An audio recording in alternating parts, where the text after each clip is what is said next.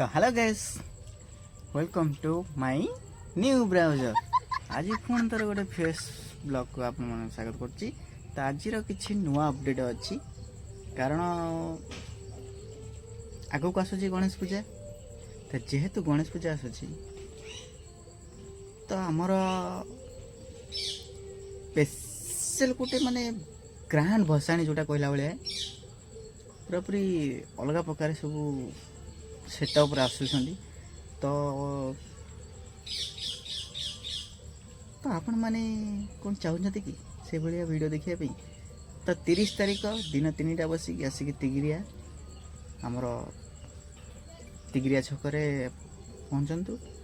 तो सेठी आमर सब भाईंकर जो क्लब अच्छी समस्त कुबलिया क्लब माने समस्ते केक आउ कम नुह सब अलग लेवल डीजे आनुंट।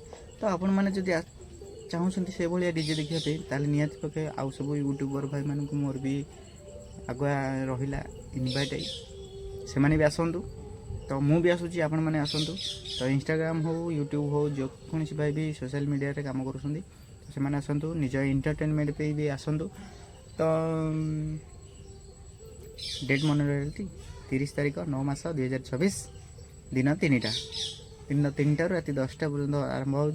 तो आपण मैंने आसतु निहाती पके विजिट करूँ आउ फुल जितक सब सेटअप आस सब सेटअप को एंजॉय करूँ। तो चलन देखिए कौन कौन डीजे आसूँ गाँव को। तो चलो